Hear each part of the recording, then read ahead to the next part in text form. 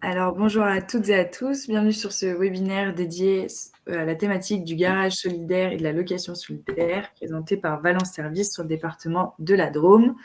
Donc, c'est une série de webinaires. On a organisé cette année un cycle de webinaires sur différentes thématiques et c'est organisé dans le programme d'un projet qui s'appelle le projet Mobine Pro Plus, qui a pour objectif de présenter les solutions de mobilité inclusive aux acteurs locaux du territoire pour qu'ils connaissent mieux cette offre et qu'ils puissent mieux se saisir des solutions existantes.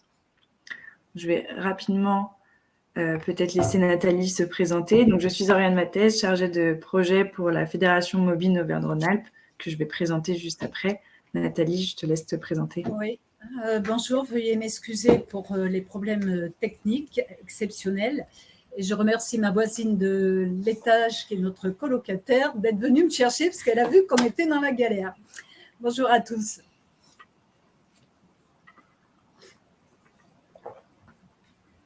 Nathalie, si tu veux décrire un petit peu ton poste au sein de Valence Service. Oui, pardon, c'est vrai. Donc, je suis la directrice de Valence Service d'origine. Création 92, voilà, calculé. Je vais présenter rapidement. N'hésitez pas à écrire dans le chat dès que vous avez des questions, ou notamment si certains veulent ouvrir vos micros pour poser des questions, ouvrir vos caméras, vous pouvez le faire en passant par l'onglet pour participer. Sinon, le chat vous est ouvert. Donc, la Fédération Mobinora, c'est une fédération qui représente non plus 18, mais 20 adhérents sur 11 départements sur 12, qui sont des garages solidaires, des écoles à statut associatif, des loueurs solidaires, des plateformes de mobilité, des spécialistes de l'écomobilité. Nos missions au sein de cette fédération, c'est de professionnaliser les acteurs via des échanges de pratiques, des formations, des webinaires comme celui auquel vous participez aujourd'hui. On mène aussi des actions de représentation au travers de conférences, de forums, de référencement sur des plateformes. On accompagne également les territoires dans des études d'actions, notamment une qui a eu lieu dans la Loire. Et notre objectif, c'est du coup d'animer tout ce réseau d'acteurs. On appartient à un réseau un peu plus large qui s'appelle le réseau Mobile France, qui a été créé en 2017, qui fédère 11 régions et qui représente environ 200 opérateurs de la mobilité inclusive. Donc là, on peut voir une petite cartographie des différents adhérents de la fédération sur la région Auvergne-Rhône-Alpes. Donc, en Drôme, il y a différents acteurs comme Valence Service, Drôme-Olib et la plateforme Emploi qui se situe à Valence. Tout d'abord, pour savoir un petit peu de quoi on parle, je vais vous proposer une petite animation. Donc, vous allez avoir sur votre écran une définition qui va apparaître. Donc, ce sera la définition de la mobilité inclusive. Il faudra que vous répondiez si c'est vrai ou faux la proposition de définition. La mobilité inclusive, c'est quoi? Donc, la mobilité inclusive est l'ensemble des dispositifs de mobilité qui facilitent le transport des usagers éprouvant des difficultés à se déplacer de manière autonome dans le cadre de la réalisation de leurs déplacements quotidiens. Donc là, il suffit de voter sur votre écran si c'est vrai, si c'est faux ou si vous ne savez pas. Qu'est-ce qu'on gagne? C'est faux. C'est rien. Nathalie ne veut pas m'aider. Dire des bêtises. Je ne dirais pas. Je sais pas. Allez, je mets ça, on verra bien. Voilà, la plupart, vous avez répondu vrai et c'est bien ça, la mobilité inclusive. Je vais laisser maintenant Nathalie présenter Valence Service. Merci. Alors, Valence Service, oui, c'est une association, une structure d'insertion par l'activité économique, donc qui a été créée en 92 et qui est conventionnée donc par l'État pour à la fois porter des ateliers et des chantiers d'insertion et des entreprises d'insertion. Donc, au total, en chantier d'insertion, on gère à peu près 72 postes de travail, ce qui correspond à 40 ETP. Et au niveau des entreprises d'insertion, ça représente à peu près 10 postes de travail, soit 9 ETP. Les petites images illustrent un peu nos activités. Il y en a une qui est atypique sur le paysage de la Drôme, enfin Valentinois et Bourquin. C'est une grosse activité des agents de sécurité scolaire. Voilà, aider les enfants au moment des entrées et des sorties d'école à traverser en toute sécurité. une activité sur le paysage et l'environnement, une activité sur la confection textile. On est façonnier, des entreprises sur tout le territoire France nous confient leur fabrication de mini-séries souvent. Et puis le fameux garage solidaire dont on va parler, donc, qui est en chantier d'insertion également. Au niveau moyen humain, l'entreprise compte 19 ETP entre les administratifs, les conseillers en insertion professionnelle, les encadrants techniques. Voilà.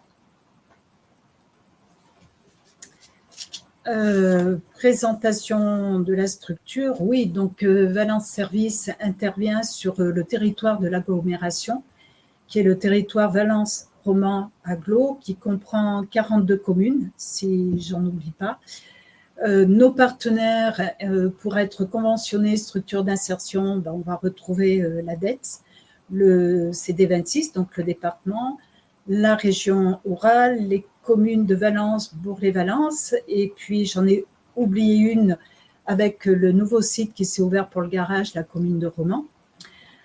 Au niveau des opérationnels, on va trouver tous les prescripteurs qu'on retrouve dans les structures d'insertion, donc les prescripteurs comme Pôle emploi, Mission locale, Cap emploi, les CCAS, les CMS, on travaille avec tous les organismes de formation aussi. Et puis au niveau du partenaire privé, on va être avec des fondations, plus particulièrement pour le garage solidaire, et puis le FAST-TT aussi, qui est l'OPCO de l'intérim pour les garages solidaires, et notre OPCO traditionnel. Donc vous voyez sur la carte, ça fait quand même, on est sur le centre haut du département de la Drôme. On a eu une correction dans le chat, c'était non pas 42 communes, mais 54, apparemment. Merci, quelqu'un qui suit au moins. C'est qui suit? C'est qui suit tout de suite? Alors, je vais présenter en quelques chiffres, du coup, pour introduire cette thématique du garage solidaire. Donc, c'est en quelques chiffres, du coup, c'était pour rappeler du coup le coût moyen du permis de conduire qui est de 1 804 €. 4 Français sur 10 estiment ne pas disposer d'un accès facile et rapide au réseau de transport local et de transport moyenne longue distance. Donc ça concerne plutôt la location de transport. Et 50% des personnes en difficulté sociale et professionnelle ne disposent pas de permis de conduire, et dont 28% qui ne disposent d'aucune solution de mobilité. Et au niveau des chiffres que l'on a pu recueillir sur la région et les différents garages du coup, qui appartiennent au réseau Mobine Aura, ça représente environ 666 personnes accompagnées dans leur projet de location solidaire et 772 personnes accompagnées dans les garages solidaires de la fédération. Ça représente environ 44 706 jours de location solidaire et 6 mécaniciens et techniciens garage. La plupart du coup des publics accompagnés en 2021, puisque c'est des chiffres de 2021, ont été des demandeurs d'emploi, des allocataires de minima sociaux, des jeunes en mission locale, des personnes en situation de handicap et en moindre mesure des salariés en IAE et des seniors. Là, un petit peu pour ces chiffres-là. Nathalie, je te laisse continuer avec les données du garage. Alors, les données du garage, je dirais déjà que le frein à la mobilité n'est pas récent, puisque quand on a créé notre activité garage, ça a démarré par l'entretien à l'époque de mobylettes qu'on récupérait auprès de centres sociaux, puisque des missions locales nous disaient les jeunes qui veulent aller à l'emploi, en formation ou qui ont trouvé un stage ont une difficulté pour se déplacer. Donc, on a commencé comme ça, puis petit à petit, comme on est en chantier d'insertion, les personnes qui étaient en contrat aidé, qui étaient là pour développer, monter en compétences, finissaient par dire on a fait le tour de la mobilette. Donc, on est rapidement passé à l'entretien et la réparation de véhicules. Ce qui nous permet, dans les données et les moyens que je vais vous présenter, de passer à une dimension supérieure, c'est qu'en 2020, en plein Covid, on a obtenu sur le territoire justement de VRA, c'est 54 communes, un soutien dans le cadre du programme TIGA, donc Territoire d'innovation et grande ambition, qui est justement tout ce dispositif, est soutenu et porté par Valence Roman Agglo.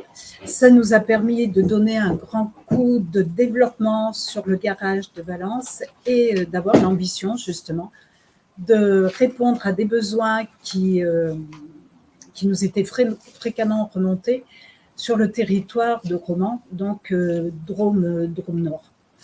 Voilà, donc à ce jour, il y a un site qui est à Valence et un site qui est sur Romans, qui a mis du temps à se monter par des grosses difficultés pour trouver un local. Il faut savoir que pour installer un garage, on ne peut pas l'installer n'importe comment. Il y a des problèmes de hauteur pour avoir des ponts, de situation, d'environnement, de propriétaires qui ne veulent pas toujours installer des garages dans leurs locaux. Donc, ce garage qui vient de s'ouvrir en mai 2022 va prendre tout son développement, son essor en janvier 2023. En moyens humains, pour faire fonctionner un garage, il faut bien sûr un chef d'atelier.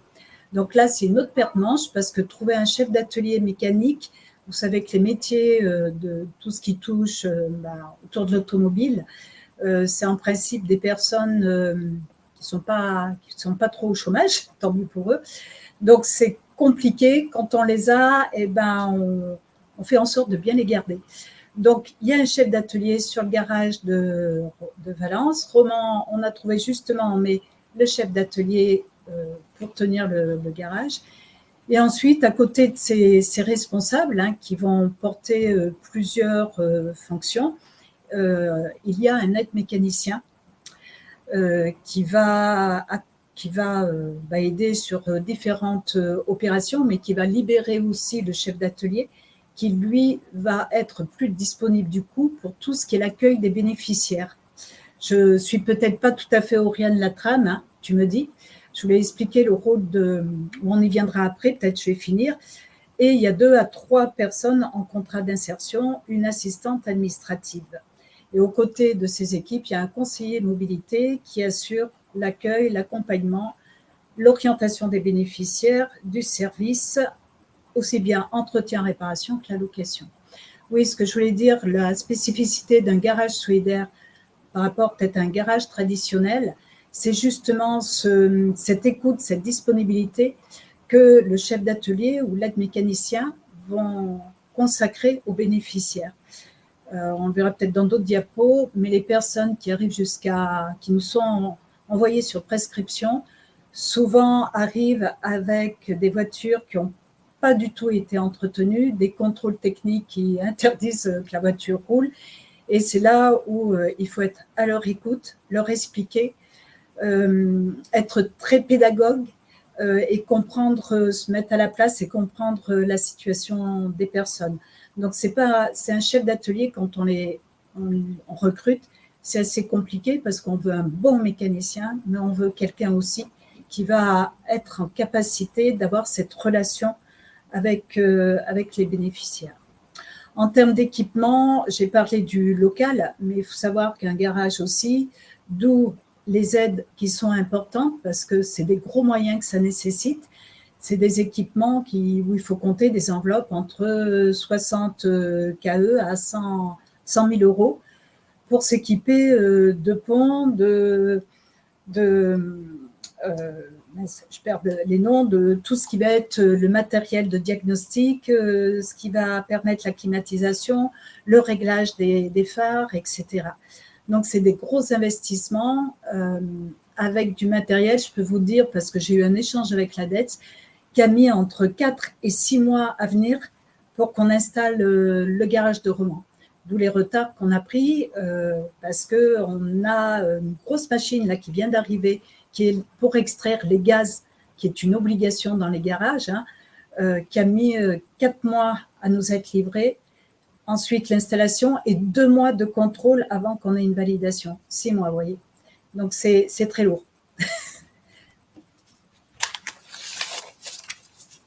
Je sais Alors là, ce qui était intéressant sur cette cartographie, c'est vrai qu'on dit qu'on est installé sur Valence et Romans, mais bien entendu, les personnes, si elles ont une difficulté de mobilité, c'est pas pour se déplacer sur leur lieu d'habitation, bien que dans le cadre de la location, je parle location, on est, j'ai envie de dire, un moyen qui vient compléter les moyens de déplacement existants, comme les transports en commun, ou le covoiturage, l'autopartage, le vélo.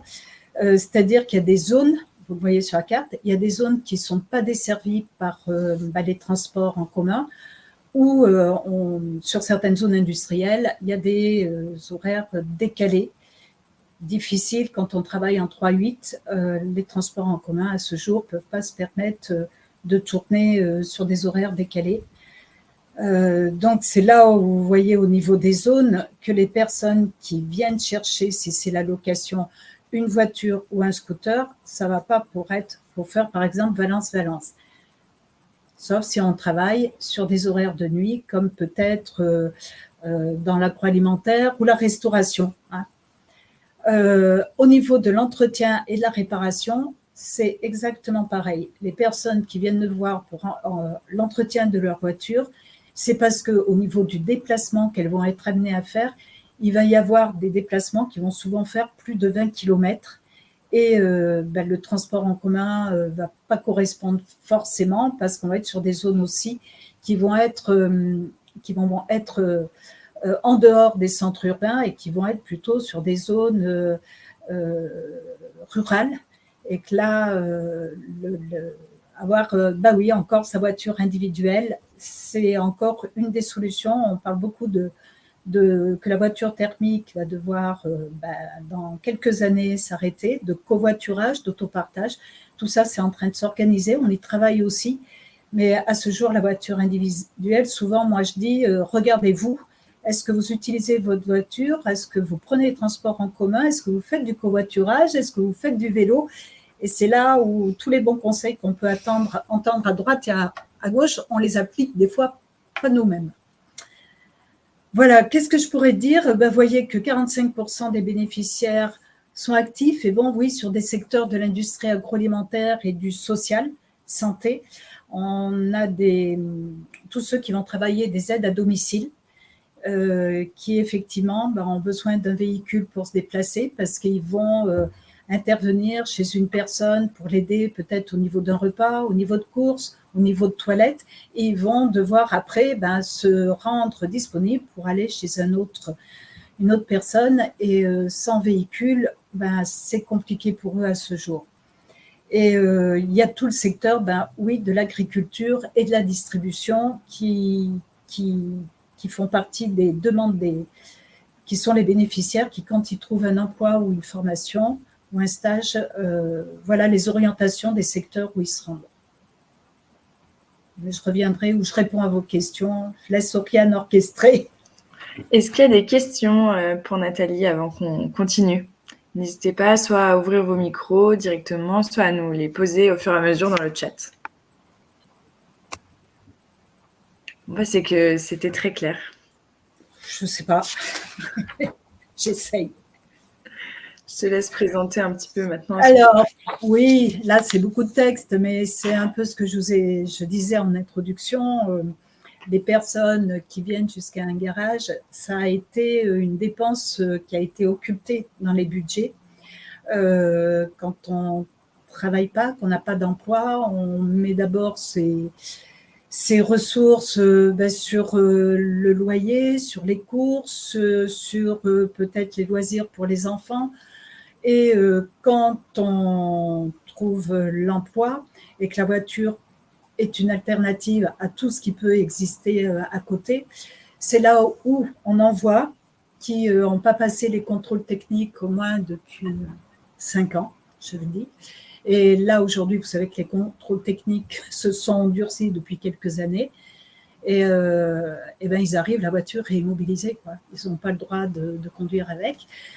Donc, c'est là où il y a un travail du mécanicien de diagnostic, d'écoute et d'explication auprès du bénéficiaire. Ces personnes qu'on accueille aussi, souvent au niveau du budget, là, sont sur des emplois qu'on pourrait dire précaires, donc des CDD, ce qui ne leur permet pas de projeter vraiment au niveau d'une dépense en se disant mais demain, la voiture, c'est juste pour faire 20 km pendant 6 mois et après, voilà. Donc, c'est vrai quand on dit il y a des grosses dépenses, j'entends souvent la région dire mais ces personnes, si elles entretenaient, si elles suivaient un peu mieux leur véhicule, peut-être qu'on n'arriverait pas à des dépenses autant importantes. Sauf qu'à un moment donné, dans un budget, c'est vrai, on fait tous pareil, il y a des choix. Donc, je reviendrai si vous le souhaitez. On fonctionne par prescription. C'est vrai que pour le garage, prescription pour la location. Pour le garage, c'est souvent sur le quotient familial qu'on fonctionne. Les personnes ont passé le contrôle technique, ou la voiture démarre plus, ou ce qu'on voit aussi, c'est malheureux, des voitures qui viennent de trouver à acheter à un prix, on va dire, bas, un véhicule, mais voilà, la voiture, elle monte sur le pont, elle est déjà en panne, on la monte sur le pont et c'est un peu misérable, mais on s'aperçoit qu'il y a encore des fois des voitures qui sont vendues et pour bas prix et qui, par contre, c'est le nouveau acquéreur qui va se payer toutes les grosses réparations. Donc, pour le garage, on fonctionne au quotient familial qui est, je ne vois pas, qui n'est pas écrit ici. Nous, on est à un quotient familial de 150 €. Voilà. Qu'est-ce que je peux dire? Oui, les 74% des personnes qui viennent sont demandeurs d'emploi en phase d'insertion professionnelle. Voilà, c'est qui sont sur l'accès à l'emploi.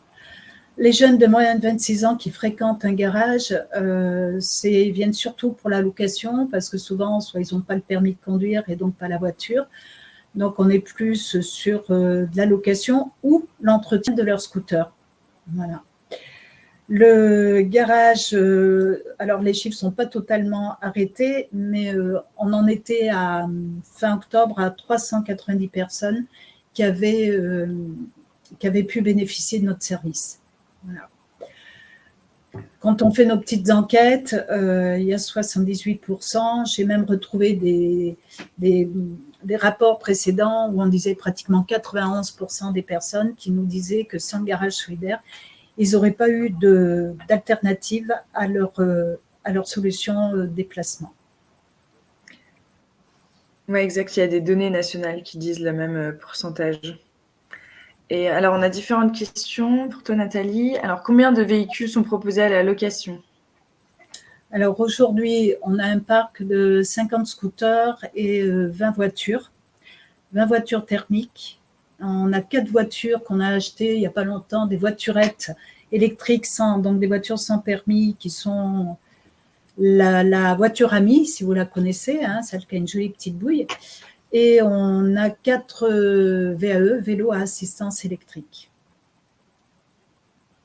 Et on a les 4 voitures qu'on a acquis au mois de juillet, là aussi, compliqué, tout ce qui est approvisionnement, c'est compliqué pour nous, comme vous l'entendez pour d'autres entreprises.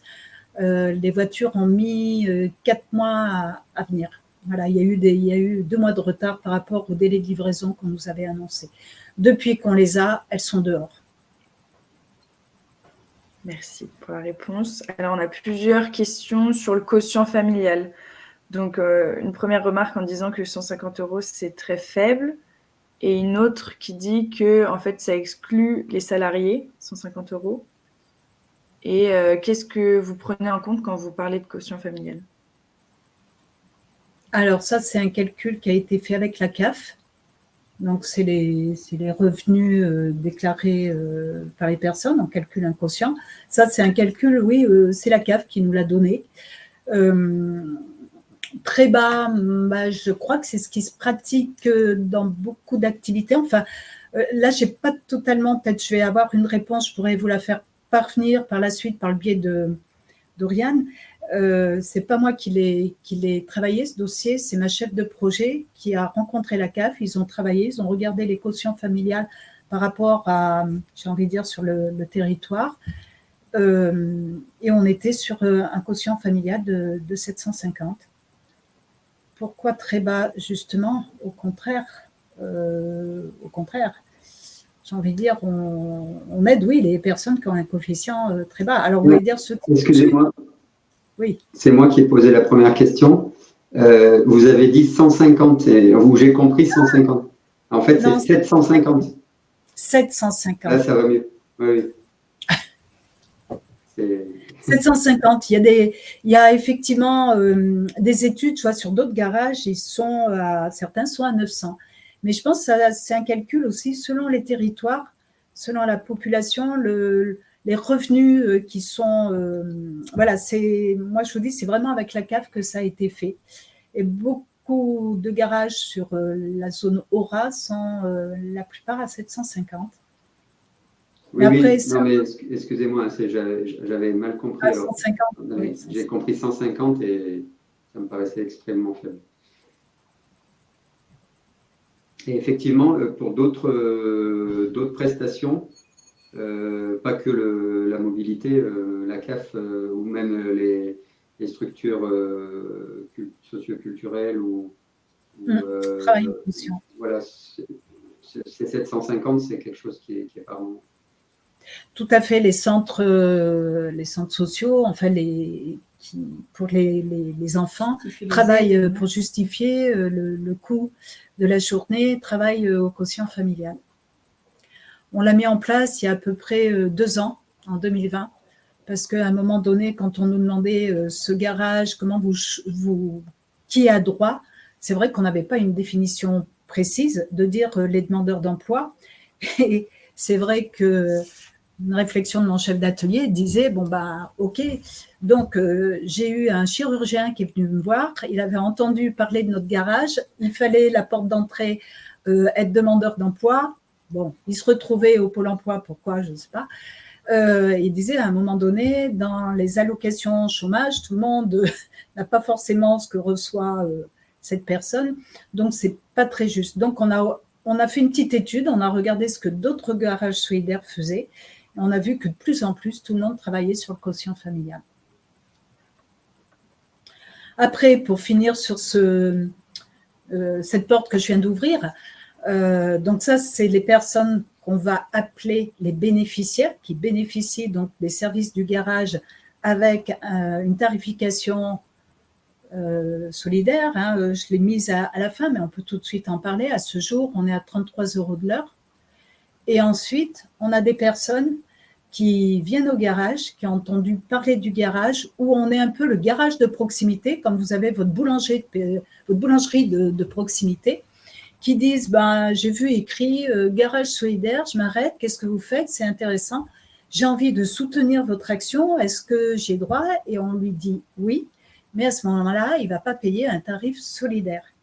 Ça permet justement, entre ce coût de 33 € et le coût qu'on va pratiquer pour quelqu'un qui ne rentre pas dans les critères d'éligibilité dites des bénéficiaires, quelque part de nous apporter un petit peu cet équilibre, parce qu'à 33 € de l'heure, effectivement, c'est compliqué d'arriver à avoir un équilibre économique. Donc là, c'est vraiment ce qu'on appelle les sympathisants, des gens qui viennent. Puis des fois, c'est sympathique pour les mécaniciens parce qu'ils sont amenés à travailler sur des véhicules d'une génération autre que celle que les bénéficiaires peuvent amener. Donc, ils voient des motorisations différentes, des modèles différents. Donc, ça rentre aussi dans cette approche pédagogique qu'on fait.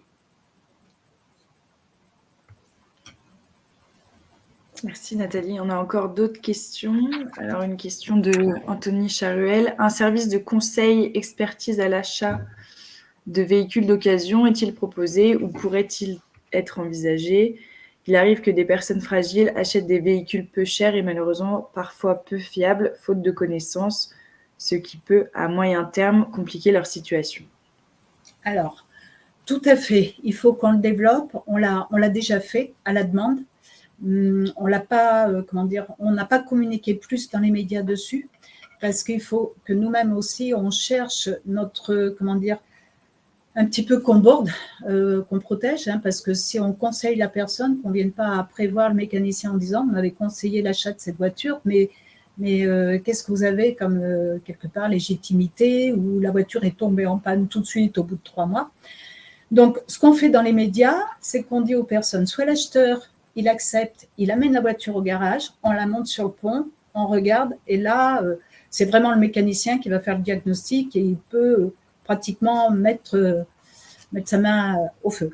Il pourra faire un bon diagnostic. Soit on demande aux personnes de nous amener des factures d'entretien du véhicule, le dernier contrôle technique et quelques factures d'entretien. Et à ce moment-là, le mécanicien aussi peut faire un diagnostic. Soit on conseille les personnes en leur disant, bah, écoutez, le propriétaire ne veut pas amener sa voiture au garage, déjà d'un. Pourquoi ? 2, il ne veut pas vous fournir les dernières factures contrôle technique. Pourquoi ? Et ensuite, on leur dit, voilà, en tout cas, le mécanicien donne un conseil en lui disant, il faut à tout prix que vous regardez, vous lui demandez les factures d'entretien et il faut regarder tous ces points sensibles sur une voiture.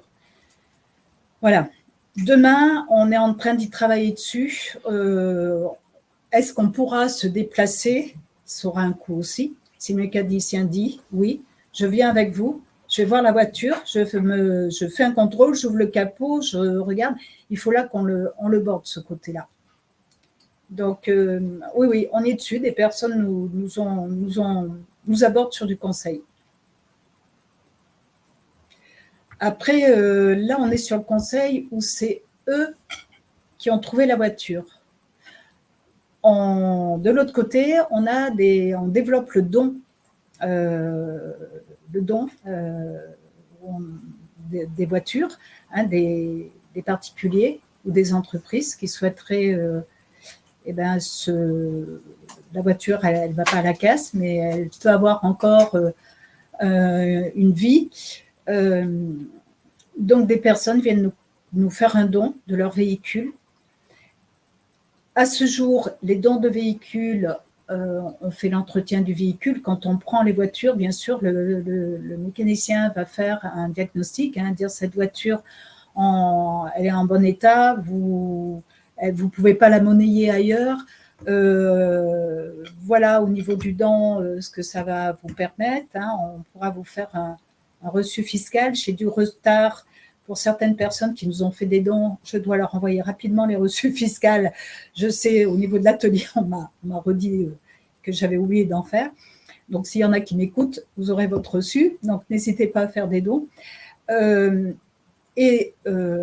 qu'on est en train de travailler aussi, et il faut le border, c'est la vente à un bas prix de voitures qu'on aura effectivement eu par don ou acheté, mais qu'on ne veut pas mettre à la location, mais qui pourra devenir une voiture pour une personne où il n'y aura qu'un seul conducteur. Parce que quand on fait de la location, c'est vrai que les voitures passent de main en main, que chacun a une pratique de la conduite qui est différente.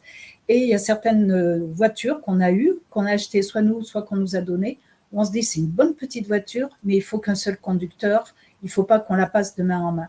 Donc là, on va développer aussi la vente de voitures à un bas prix, un prix solidaire, on va dire. Là où on est en train de le border aussi, c'est avec les assureurs. Voilà. Il faut quand même qu'on fasse attention. On est sur une activité sécurité. On ne peut pas faire n'importe quoi. Donc là, on a un assureur qui est prêt à couvrir cette activité. On est déjà couvert en tant que garage. On a notre responsabilité de garagiste, qui est une couverture particulière. Mais il nous faudrait une nouvelle couverture encore pour faire de la vente de garage. Alors, si ça en intéresse certains qui pourraient se dire pourquoi, je devance peut-être les questions, c'est tout simplement parce que Valence Service est en statut associatif et non pas en statut qui serait déclaré garage. Voilà, si on prenait un code en disant on n'est plus associatif, mais on s'inscrit au registre du commerce, on est un garage avec un numéro INSEE qui nous est propre, là, on aurait une assurance vraiment garagiste qui nous permettrait de faire tout ce qu'on a envie de faire. Ça, c'est une réflexion aussi dans le développement des garages qu'on a mis, qui est en cours. Voilà. Super, merci. Et une dernière question pour la fin, avant de passer à la suite. Combien avez-vous de véhicules amis ? Les voitures sans 4. Alors, on en a 4. On se lance avec prudence. C'est la voiture électrique. Il faut savoir que pendant 2 ans, on n'a pas le droit d'y toucher, qu'après, quand on pourra y toucher, il faut une formation particulière pour les mécaniciens. Hein. Ça aussi, on est en cours, on a cherché la formation spécifique. C'est plutôt sur comment appréhender cette voiture. Pour ça qu'on n'a pas voulu se lancer dans plus, parce que d'abord, ça vaut à peu près 7 000. Celle qu'on a achetée, elle valent 7 650, je ne sais plus. Mais derrière, on a dû les équiper encore un petit peu. Hein. Il faut savoir qu'on vous vend une voiture que vous achetez sur un site. L'ami, c'est Citroën. Citroën est juste un distributeur, on va dire, un intermédiaire. Mais vous achetez, si vous voulez en acheter une, vous pouvez l'acheter, vous allez sur le site Citroën, Ami, et c'est comme ça que la FNAC avait fait une grosse pub aussi à un moment donné. Et ensuite, il faut un peu l'équiper, c'est-à-dire il n'y a pas de rétro intérieur, il n'y avait pas de tapis de sol. Au niveau du toit, c'est génial, vous êtes comme dans un bus et une voiture décapotable, mais quand il y a le soleil, et ben, vous voyez, il faut un petit peu l'équiper. On s'est limité à ça, c'est déjà bien, mais ça monte après en chiffres. Surtout après, ce qui est intéressant, c'est comme c'est la voiture sans permis, il n'y a pas de vitesse à passer. Donc ça peut être bien. Mais c'est vrai que des personnes qui ont l'habitude de passer leur vitesse, d'avoir l'embrayeur, c'est un peu compliqué. C'est une conduite. Donc là aussi, c'est dans nos objectifs 2023 de faire d'apprendre aux personnes comment appréhender les voitures sans permis électriques. C'est une conduite un peu particulière. Après, la voiture électrique, l'AMI, aujourd'hui, elle peut se brancher sur une prise traditionnelle, électrique, mais les personnes qui seraient amenées, qui n'auraient pas de prise, je ne sais pas, moi je pense à des personnes qui vivent dans des appartements, des immeubles, il n'y a pas les moyens de brancher la voiture dans un garage, au rez-de-chaussée, dans les espaces collectifs. Il faut qu'ils pensent à pouvoir brancher la voiture, soit demander à l'entreprise où ils travaillent de pouvoir brancher la voiture, soit il y a ce qu'on appelle des adaptateurs pour mettre sur les bornes de recharge électrique pour les voitures électriques. Sauf que vous voyez, ces adaptateurs, on les attend aussi, on les a redemandés. Aujourd'hui, c'est indisponible. Donc, voilà, donc sinon c'est pratique, hein. Vous mettez comme votre aspirateur, vous mettez, vous branchez. Par contre, je ne sais plus combien de mètres fait la rallonge, mais vous n'avez pas le droit de mettre une rallonge. Enfin, voilà, je ne veux pas vous dire qu'il ne faut pas acheter des amis, mais il faut quand même travailler autour. C'est pas qu'un cadeau. Et elles sont situées où, à Valence ou à Romans? Alors, à ce jour, il y en a 2, je crois, qui sont à Valence, mais qui roulent, hein, qui sont loués, et 2 à Romans. Il y a de la demande, hein. Par contre, il y a de la demande, des gens qui n'ont pas le permis, ou même, je crois qu'on a un jeune de moins de 26 ans, justement, qui n'a pas le permis, et une jeune femme qui ne se sentait pas à l'aise sur un scooter, donc qui a souhaité avoir l'AMI pour travailler en restauration. Donc, il y avait des horaires un peu atypiques, particuliers. On a une dernière question sur les tarifs de location, mais on va y revenir. On a une slide dédiée. Donc, on va continuer.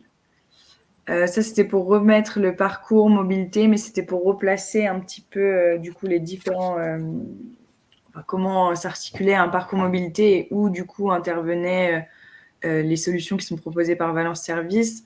Donc, c'est pour vous rappeler les grandes étapes. Donc, d'abord, le bénéficiaire qui doit être orienté par un référent ou un prescripteur pour réaliser un bilan mobilité. Donc, voilà, pour dire que ça s'inscrit vraiment dans un parcours à long terme pour pouvoir accéder à des solutions du savoir bouger ou du pouvoir bouger. Donc, là, bien sûr, on se situe plutôt sur les solutions du pouvoir bouger. Voilà, un petit peu pour placer le contexte. On va réaliser une petite mise en situation. Donc, comme pour la première question tout à l'heure, vous allez avoir des questions qui vont apparaître à votre écran et vous allez devoir y répondre. Donc, je vais vous proposer différentes questions pour voir si vous avez été attentif. Première question. D'où proviennent les voitures vendues ou prêtées en location en général? Est-ce que ça provient de véhicules de particuliers ou est-ce que c'est plutôt une flotte professionnelle ou est-ce que c'est les deux? J'ai raté un épisode. Les deux? Non, tu peux mettre les deux. Il ne faut pas dire les réponses, sinon tout le monde vous entend. Il y a de la triche. C'est ça, il y a de la triche là-bas. Il n'y a rien à gagner, de toute façon. Ouais, c'est ça. Un tour en ami, si vous voulez. On vous fait gagner un tour en ami. Chiche. Chiche, oui, pas de problème. Donc, effectivement, c'était bien les deux. Donc, les voitures vendues ou prêtées en location peuvent venir d'un professionnel ou d'un particulier.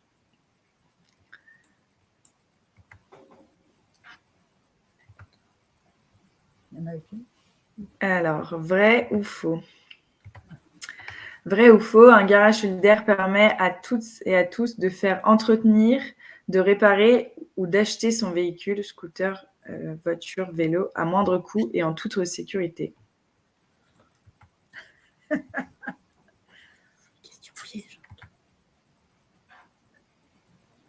Bah, à tous. Oui. Pas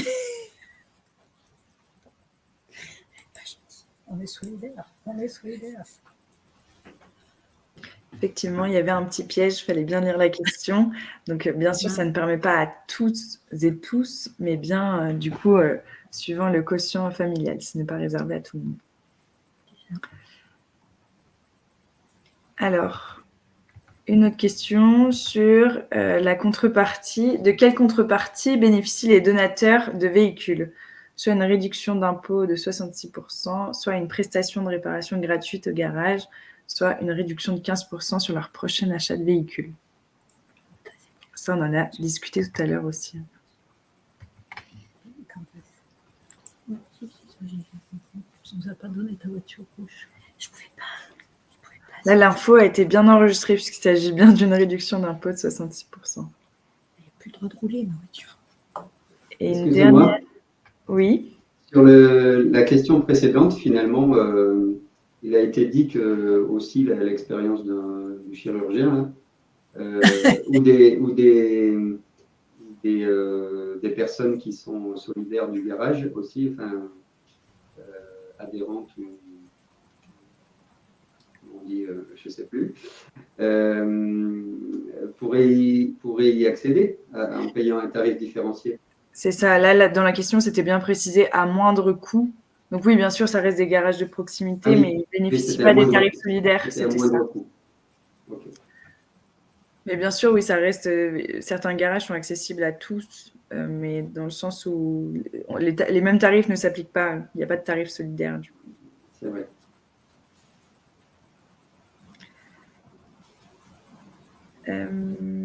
Une autre question sur la localisation des garages de Valence Service. Donc là, il y a plusieurs réponses possibles.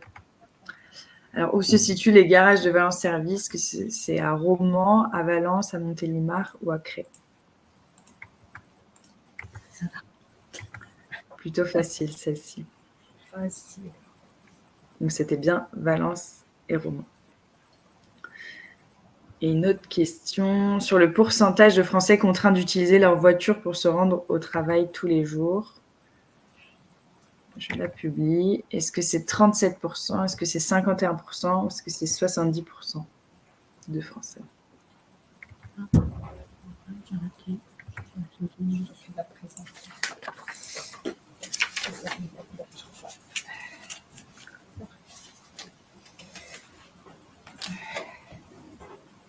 Ah, les votes sont mitigés, mais c'est bien 51% de Français qui sont contraints d'utiliser leur voiture pour se rendre au travail tous les jours. Donc, d'où l'importance d'avoir un point de location de voiture ou un garage solidaire pas très loin de chez lui. On va continuer du coup sur la typologie de bénéficiaires qui viennent au garage, Nathalie. Oui, alors on voit tout de suite les chiffres un jour. Alors vous avez les bénéficiaires à la fois pour la location de scooters, de voitures mécaniques, donc c'est l'entretien et la réparation. Au niveau mécanique, on a peu de moins de 26 ans, puisque s'ils n'ont pas le permis, ils n'ont pas de voiture, donc c'est peu de personnes qui vont fréquenter le garage. Par contre, il est vrai que le public féminin est plus bénéficiaire de l'entretien et de la réparation pour leur voiture que ce qu'on va trouver le public féminin sur la location de scooters. C'est pour ça que je vous disais, au niveau des amis, on a plus à ce jour des demandes de femmes que de monsieur. Au niveau de la location de scooter, pour arriver dans les pourcentages à l'équilibre, c'est les hommes qui effectivement louent plus le scooter, comme la voiture. Au niveau de la mécanique, on va dire entre 48 et 51%, ça se tient. Au niveau des âges, on voit que c'est quand même, on vous a mis deux tranches, les moins de 26 et les plus de 50. Donc forcément, entre les deux, c'est quand même en principe, on va trouver plus le public effectivement entre les 30 et les 45 ans qui fréquentent le garage. Les jeunes, je viens de l'expliquer un peu moins par rapport au fait qu'ils n'ont pas le permis et pas de voiture, mais ce qui va monter, ce qui monte actuellement, on voit dans les derniers chiffres, c'est ce qu'on appelle les seniors. Donc, je ne sais jamais si on est senior à 45, à 50, à 55. Bon, alors là aussi, ça va être compliqué quand on va dire les personnes à la retraite, parce qu'on ne va plus savoir si c'est 60, 62, 65. Mais c'est vrai qu'on a un public vieillissant, des retraités souvent qui viennent nous voir, qui n'ont pas les moyens d'aller dans des garages traditionnels pour faire entretenir leur véhicule. Voilà. Donc, pour l'entretien de voiture, moins le public jeune, et plus ça va, plus on va vers des publics qui dépassent les 55 ans. Parce que là, on a mis plus de 50, mais il faudrait qu'on mette quels sont les publics. Moi, je vois quelques chiffres, on est au-dessus de 57 même, où il y a pas mal de bénéficiaires. Voilà, et après, effectivement, c'était la méthode de prescription. S'il y a une prescription, ça passe par on va dire, nos partenaires traditionnels, donc Pôle emploi, Mission locale, Cap emploi, les CMS, les autres SIAE. Donc, on a effectivement, si certains sont intéressés, on a une petite feuille de prescription qui est à remplir, à nous retourner, qui permet du coup à la personne de venir nous trouver pour la location scooter ou voiture. Il faut évidemment avoir, parce qu'on met où être intérimaire. On travaille beaucoup avec les agences d'intérim. Là, on est sur les emplois CDD, ce tout à l'heure on pouvait nommer précaire, mais on est bien connu des intérimaires en principe. Moins du milieu étudiant. Là, on a des étudiants qui sont venus nous voir, qui ont été étonnés et qui vont parler du garage, mais qui disent pourtant les étudiants, on n'a pas de budget et on découvre votre garage, vous ne communiquez pas. Contrat d'apprentissage, alternance, c'est intéressant parce que là-dessus, je ne l'ai pas mis, mais là aussi, les garages, ils travaillent beaucoup. Quand on fait une location, la location, elle n'est pas longue durée, puisqu'on est là pour aider les personnes après à trouver une solution de sortie sur la mobilité pour que ça devienne pérenne. Soit c'est l'intérim, effectivement, où ils ont besoin temporairement d'un véhicule pour se rendre à leur mission, mais il y a des personnes qui vont louer un scooter ou une voiture, qui ont décroché un CDI. Le temps de la période d'essai, ils ont besoin de nous, 1 mois, 2 mois, 4 mois. Mais après, partis dans le CDI, on leur dit on ne peut pas vous laisser la voiture. Voilà. Donc, on travaille avec eux aussi des solutions qui vont aller sur le microcrédit. On va les sensibiliser aussi sur le covoiturage ou l'autopartage. Ils ont eu la voiture à un moment donné parce qu'ils se retrouvaient sans solution. Mais on va les orienter aussi à travailler avec leur entreprise, avec leurs collègues, voir s'il ne peut pas y avoir à un moment donné un covoiturage. Mais la voiture, on ne va pas pouvoir leur laisser. Donc, j'ai perdu le fil. Pourquoi ? Ah oui, contrat d'apprentissage, sauf pour les apprentis, où on sait qu'un un apprenti, on en a eu en restauration, boulangerie, je ne sais plus dans quel autre secteur, où effectivement l'apprentissage va être au moins de 12 mois, et on ne peut pas dire tout d'un coup à un jeune, eh ben, on t'arrête au bout de 2 mois, 3 mois ou 4 mois, et puis il se retrouve vraiment en difficulté parce qu'il n'a pas le CDI, lui. Donc, sauf pour les contrats d'apprentissage ou alternance, où on va aller jusqu'au bout du contrat. D'où le fait qu'on met bien le « et », c'est avoir un emploi, un stage ou une formation, une PMSP, etc. Les personnes ne viennent pas en disant bah, « j'ai besoin d'une voiture, je n'ai pas de voiture, je n'ai pas les moyens d'en acheter une, c'est toujours mes enfants qui l'utilisent, je ne peux pas en bénéficier, et pourtant pour aller faire mes courses, ça serait bien utile ». Non, il faut répondre à un des critères d'accès à l'emploi par une formation ou un stage. Donc, nos tarifs, vous les voyez, le scooter est à 3,50 par jour. Là, il y a une caution de 400 € qui n'est pas encaissée, donc qui nous est remise par chèque. Souvent, on demande 2 chèques de 200 €. Pour la voiture, c'est 6 € par jour avec une caution de 500 € qui n'est pas encaissée non plus. Avec ces 3,50 et ces 6 €, ce qu'on fait, ben, pas grand-chose. Donc, parce qu'il faut dire que dans ce prix à la journée, la personne, elle part avec le véhicule. Si on prend le scooter, un plein d'essence, le casque, l'antivol, l'assurance. Il va devoir, lui, par contre, se débrouiller pour trouver des gants homologués, puisqu'il faut aujourd'hui, pour conduire un scooter, obligatoirement avoir des gants.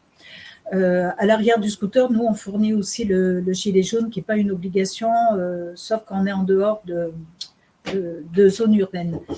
Mais il faut savoir qu'ensuite, quand le véhicule rentre, le scooter, il y a un état des lieux qui est fait, et tout ce qui est entretien du scooter avant une prochaine location est pour nous. Si le scooter arrive avec des dégâts, un rétro cassé, une selle qui a été défoncée, je ne sais pas quoi d'autre, on voit que au niveau de la fourche, elle a été voilée parce qu'il a dû monter sur des trottoirs, les descendre, etc. Là, on va faire un diagnostic, un devis qu'on va présenter au bénéficiaire à payer. S'il ne paye pas, ça va être pris sur la caution avant de la restituer. Pareil pour la voiture. Pour le garage, on est à 33 € de l'heure. Donc, j'ai déjà décrit quelles étaient les conditions pour venir au garage.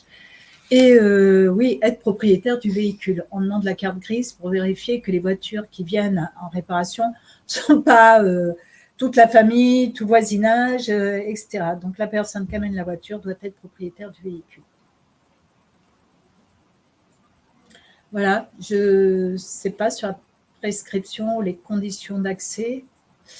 Est-ce qu'il y a des questions avant de passer à la suite? Je vois des personnes qui sont en train de taper dans le chat, donc on va peut-être attendre, peut-être avoir une question. L'AMI aussi est à 6 € par jour? Oui. Merci. Alors, au niveau des cautions, on a ce qu'on pourrait appeler aussi des cautionnaires, c'est-à-dire on peut prendre un jeune qui n'a pas de sous, qui n'a pas de chéquier, enfin bon. Donc, les parents peuvent leur faire la caution à leur nom. Et là, on va demander la carte d'identité, un papier, enfin, etc.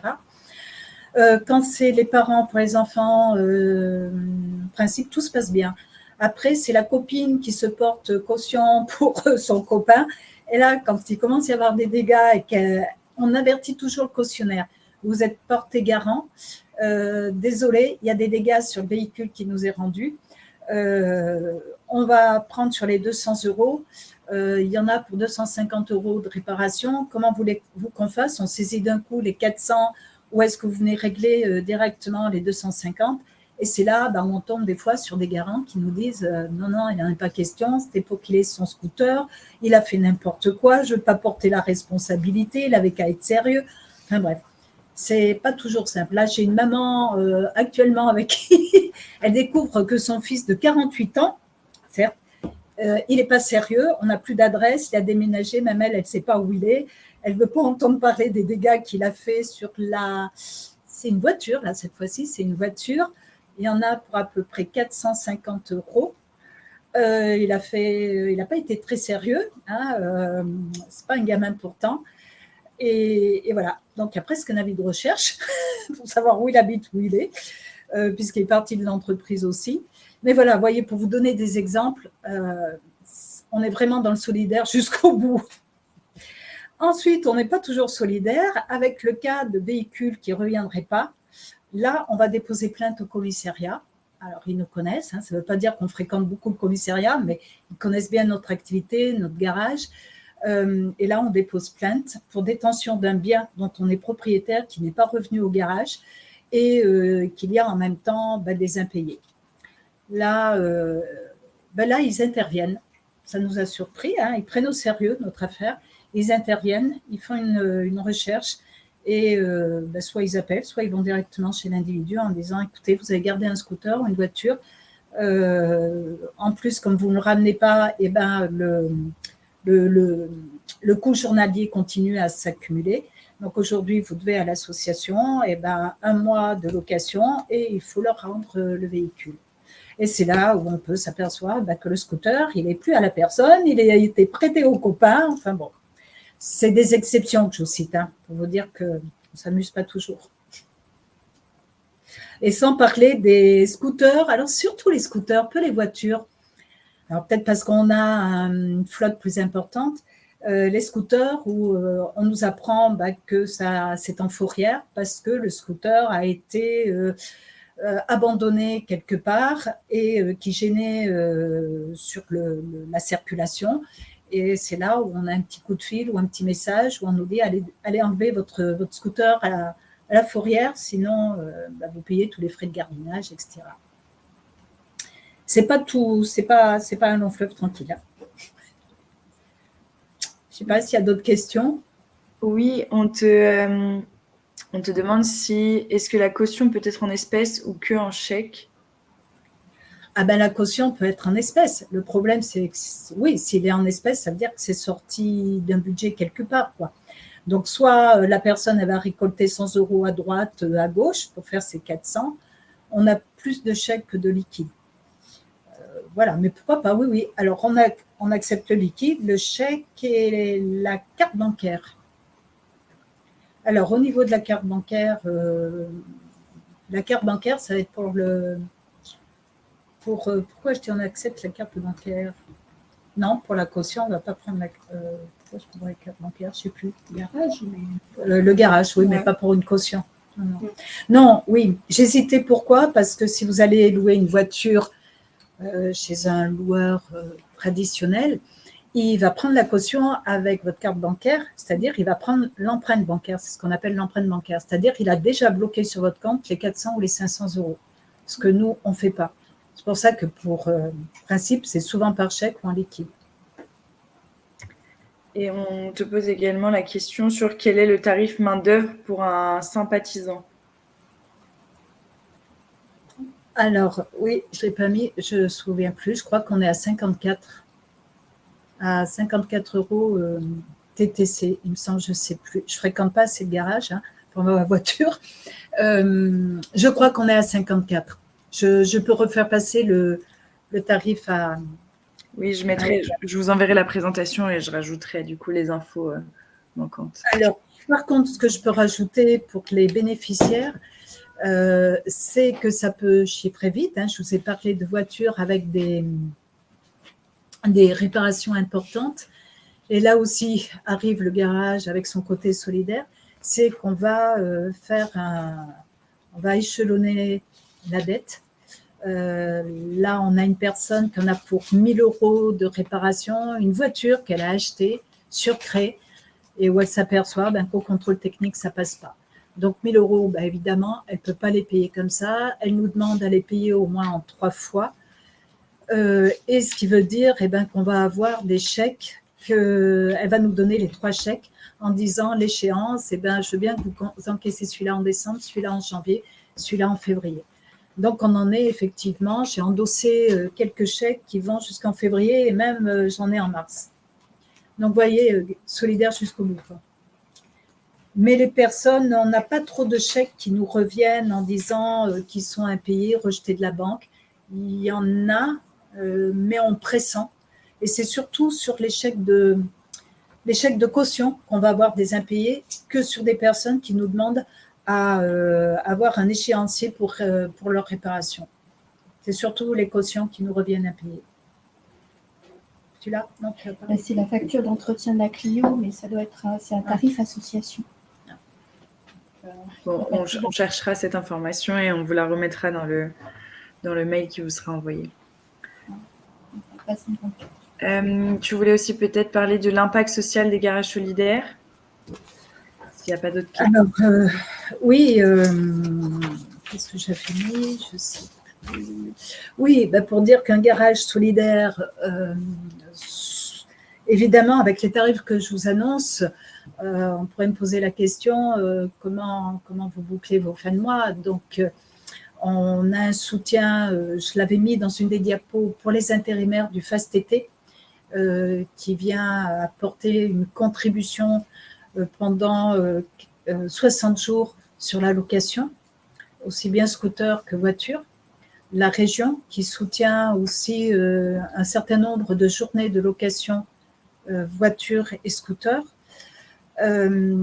Mais il faut qu'on justifie justement qu'un garage solidaire, ça a besoin d'être soutenu de fonds pour justement permettre à ces personnes de ne pas se retrouver avec des coûts de main-d'œuvre élevés, parce que là, on parle de la main-d'œuvre, mais au niveau des pièces, parce que quand on répare, il y a des achats, il y a des pièces, donc où on est à des coûts de pièces qui sont raisonnés sur les marges, parce que c'est comme ça que les garagistes aussi vivent, hein, c'est en margeant sur les pièces.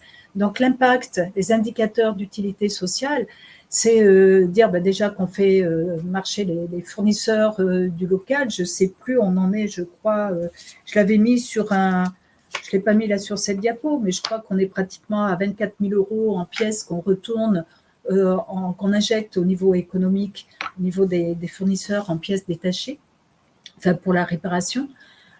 L'impact, c'est aussi de dire que ça peut permettre de rendre le territoire attractif, c'est-à-dire les personnes, si elles sont mobiles, elles peuvent de nouveau avoir une vie sociale, culturelle et bien sûr professionnelle.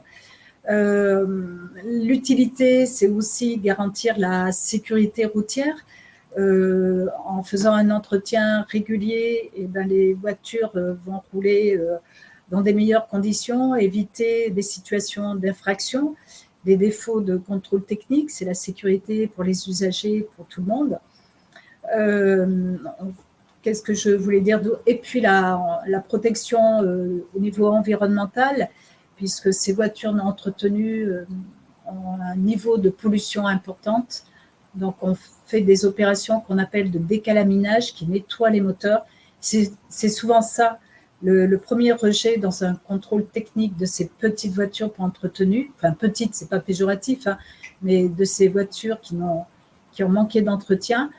Ça va être au contrôle pollution que ça ne va pas passer. Donc, le garage va leur proposer de faire une opération qu'on appelle décalaminage. Voilà.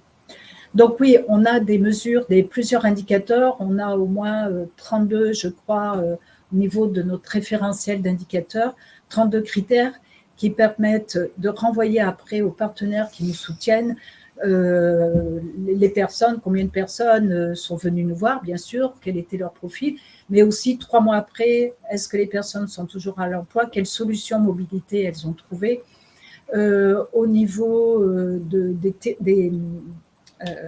des secteurs d'activité vers lesquels elles vont, au niveau des coûts que je viens de vous dire, de ce qu'on renvoie sur le territoire au niveau économique, parce que si les personnes, en réparant leur voiture, vont travailler, du coup, au niveau des entreprises qui recherchent du personnel, on va faire travailler là aussi le secteur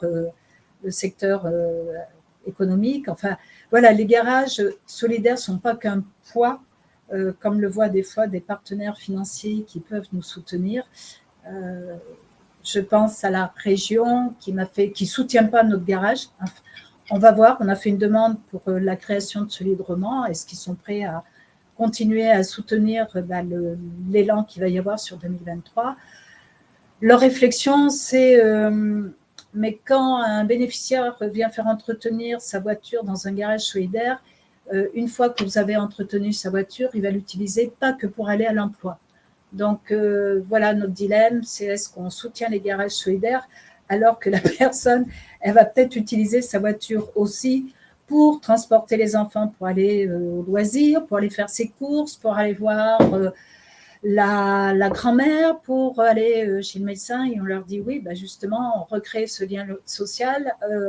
Si ils vont au loisir, et du coup les loisirs vont fonctionner. Enfin bon, on leur dit que voilà, c'est des fois peut-être une mauvaise excuse pour dire on ne vous soutient pas parce que derrière l'entretien d'une voiture, la voiture ne va pas qu'à l'emploi. Voilà ce que je voulais dire un peu sur les indicateurs d'utilité sociale. Alors, on a plusieurs questions dans le chat. Est-ce que vous avez de nouveaux projets de garage solidaire? Si oui, où et quand? Alors là, qui pose cette question? Tu peux voir qui pose des questions. Qui pose la question? Des noms.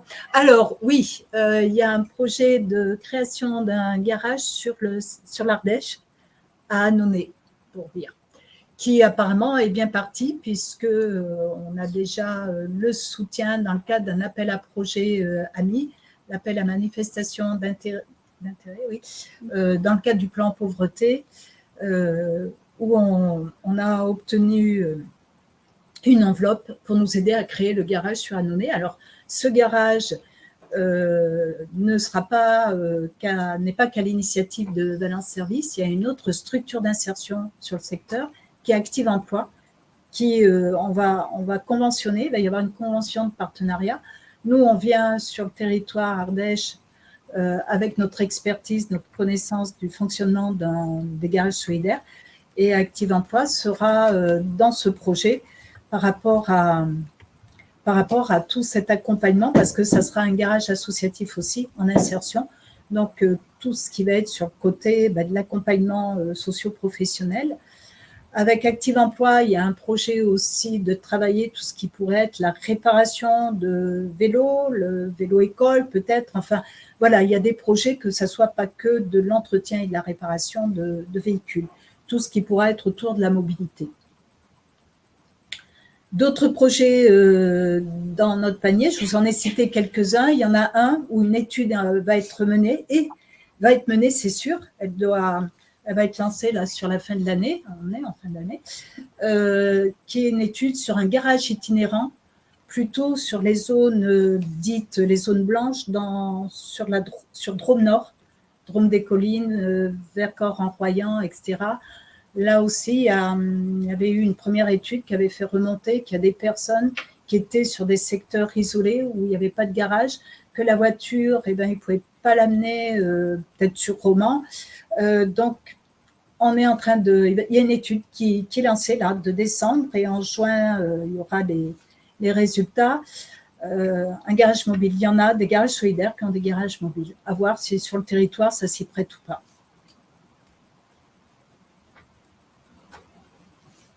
Voilà. Alors, on avait d'autres questions également. Donc, Mathieu Estelle, qui posait la question sur les projets, a répondu qu'il était avec le conseil départemental de l'Ardèche au service insertion et qu'il serait ravi de vous aider le temps venu. Voilà. Mais je crois qu'on se voit prochainement en visio. Et sinon, on a d'autres questions sur est-ce que vous utilisez des pièces d'occasion? Et est-ce que le bénéficiaire peut-il venir avec sa pièce pour la changer? Non. Alors, on utilise, on est obligé. Aujourd'hui, il y a une obligation d'utiliser les pièces d'occasion. Donc oui, le chef d'atelier étudie cette filière, mais il ne prendra pas la pièce d'occasion que va lui amener le bénéficiaire, sauf s'il lui justifie, il a une preuve d'où vient la pièce. Parce qu'après, c'est trop de responsabilité. On n'achète pas les pièces sur Internet non plus. Il nous faut une garantie. Voilà. Donc, la pièce d'occasion, oui, bien sûr, on la recherche. C'est une obligation aujourd'hui dans les achats au niveau environnemental. Mais en principe, celui qui nous dit sur Internet, je vais aller acheter ma pièce, je vous l'amène, si ce n'est pas normé, le mécanicien risque de le refuser. Pas de refuser même la pièce, il va lui dire, moi je ne vous fais pas la réparation, gardez votre pièce, allez voir un autre garage. Mais nous, on ne le fera pas. Voilà. Qu'est-ce que je peux dire d'autre ? Est-ce qu'il y a d'autres questions ? Et privilégiez-vous les pièces dites de réemploi pour rendre accessibles certaines réparations et l'économie circulaire ? Oui, bah, c'est un petit peu ce que je viens une question, ouais. de répondre. Ouais. Est-ce qu'il y a d'autres questions avant de passer à la suite ? Dans tous les cas, on aura encore un temps à la fin de ce webinaire. Il ne nous reste que quelques slides. Moi, je voulais juste présenter rapidement la plateforme Monigo, qui est un nouveau projet là, de Mobin qui vient d'être mis en ligne en novembre 2022 et qui est une plateforme ludopédagogique en ligne qui propose des contenus pédagogiques comme des vidéos pédagogiques, des fiches pratiques et des chiffres clés pour faciliter la compréhension des métiers de la mobilité solidaire, et ça s'adresse aux professionnels en contact direct ou indirect avec des potentiels bénéficiaires. Donc, je vous invite à aller la voir. Je vous remettrai le lien vers cette plateforme. Il y a beaucoup de contenu qui peut vous informer pour aller plus loin sur certains sujets, mais aussi expliquer aux bénéficiaires du coup les solutions auxquelles ils ont droit par des vidéos, voilà, tout un type de format. On retrouve aussi différentes infographies sur des thématiques précises. Là, ici, sur cette slide-là, on a remis du coup les contacts pour rejoindre le garage solidaire, mais aussi pour rejoindre la Fédération Mobile Auvergne-Rhône-Alpes. Donc ça vous sera transmis du coup dans un mail qui partira après ce webinaire. Et enfin, est-ce qu'il y a des questions pour Nathalie avant qu'on termine ce temps de présentation ? N'hésitez pas à ouvrir vos micros si jamais vous voulez poser des questions en direct ou les mettre dans le chat. Alors moi, j'ai un complément à apporter. Je n'ai pas mis, je regardais le calcul qu'on a fait, c'est qu'il y a une économie moyenne qui est réalisée par bénéficiaire d'environ 35 à 40% sur l'entretien de son véhicule, en passant par un garage solidaire. C'est une donnée. Et après, s'il n'y a pas de questions, il faut que je remercie tous mes partenaires. C'est ça, la page de pub. A priori, il n'y a pas de questions. Je vois quelques personnes en train de taper dans le chat. Non, mais j'avais répondu pour la location, je n'ai pas compris. J'ai cru qu'il me parlait. A priori, il n'y a pas de questions. On attend encore 2 minutes s'il y a certaines personnes qui sont en train d'écrire. Hein, il n'y a pas de questions ? A priori, non. Il y a un début de phrase, argument intéressant sur la réduction des... J'ai pas la suite. Donc, si vous voulez ouvrir votre micro, n'hésitez pas. Non, c'est marqué sur la réduction des coûts.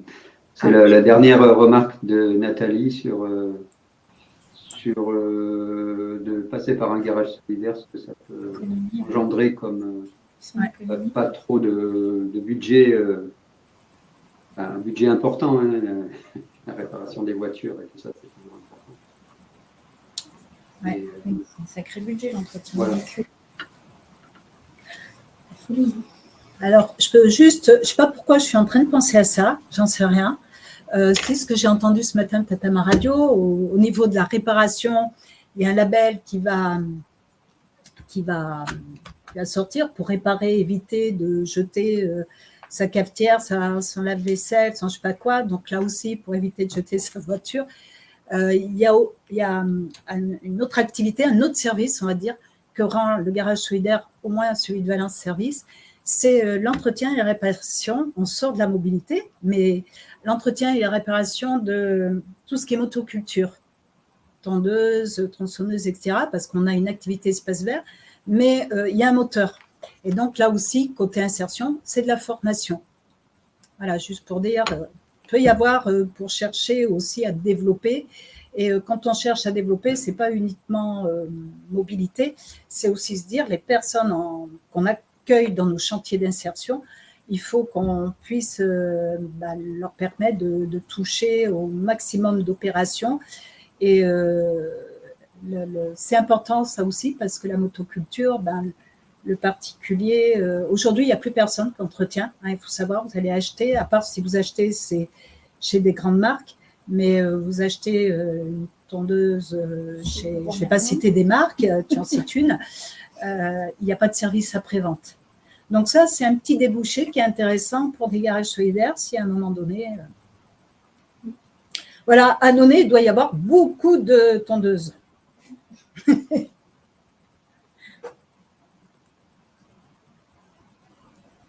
Il y a une autre question sur quelle est la part de l'activité réparation par rapport à la location dans le modèle éco du garage.